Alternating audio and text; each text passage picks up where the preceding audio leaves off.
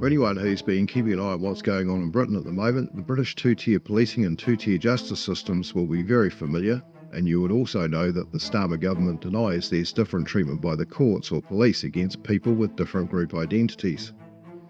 We have these things in New Zealand called two billboards for keeping abreast of government announcements such as those. Let's not worry about Starmer though. You can count on batshit bonkers New Zealand to lead the way in trying to bring two-tier policing officially into law. Meet the New Zealand Solicitor General Una Jagoose. Una is a part Indian, part Irish lesbian who self-identifies as being not very good. She has excellent self-awareness and her pronouns are left and lefty.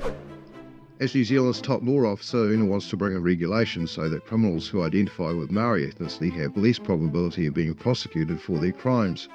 Maori ethnicity originates from the native Polynesian tribes that lived in New Zealand in pre-colonial times. Jagoose thinks that there are far too many criminals in all stages of the New Zealand criminal justice system that identify with Maori ethnicity.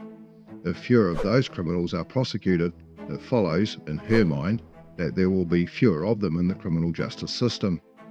That of course overlooks that giving criminals benefits if they identify with Maori ethnicity will make Maori ethnicity more popular and incentivise more criminals to identify with it. It will be promoting representation rather than discouraging it.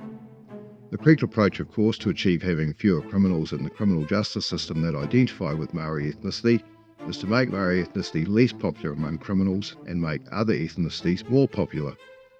Maori ethnicity is obviously much more appealing to criminals than other ethnicities, and that needs to be rebalanced. One alternative we have in New Zealand is Anglo-Saxon ethnicity.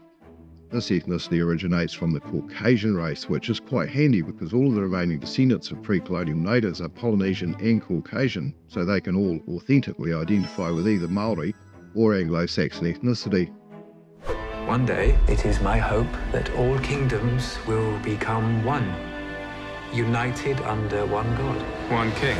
Yes, the idea of a single kingdom called England has to begin here. Now obviously if criminals who identify with Anglo-Saxon ethnicity get more perks, it would encourage more criminals to identify with Anglo-Saxon ethnicity, and therefore fewer criminals would identify with Maori ethnicity. This could be as easy as offering criminals who identify with Anglo-Saxon ethnicity more lenient treatment, beer and Kentucky Fried Chicken. That would encourage others to patch over to take advantage of the better terms and conditions enjoyed by Anglo-Saxon identifying criminals. Conversely, criminals who identify with Maori ethnicity can be disincentivised with less beneficial terms and conditions. This could be harsher sentencing or an ethnic identity tax or something like that. Now I know what you're thinking, but my argument is fully backed by empirical evidence. Let's take the example of overrepresentation in New Zealand's criminal justice system by criminals who identify as men.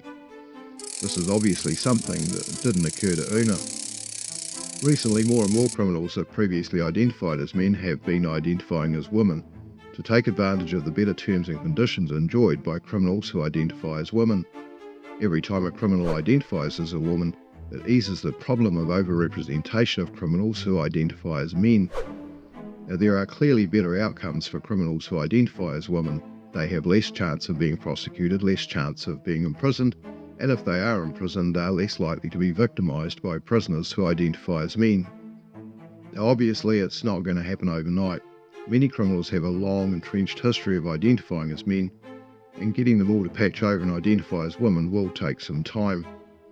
But encouragingly, there are an increasing number of cases in which criminals have quite easily been persuaded to patch over from identifying as men to identifying as women, usually quite quickly once they get caught and sentenced to prison. So following through to the obvious logical conclusion, to balance inequities in the criminal justice system, the police need to think very carefully when making decisions whether to prosecute criminals who identify as Anglo-Saxon women. We need as many criminals as possible, preferably ones who identify as men and identify with Maori ethnicity. We need them to patch over and identify as Anglo-Saxon women. That will lower their penultimate representation in the criminal justice system. Minister of Justice Judith Collins has stepped in and overruled our hopefully soon-to-be penultimate Solicitor General. It looks like for now New Zealand is going in the direction of prosecuting based on whether a criminal offence is suspected, rather than who or what the suspect identifies as.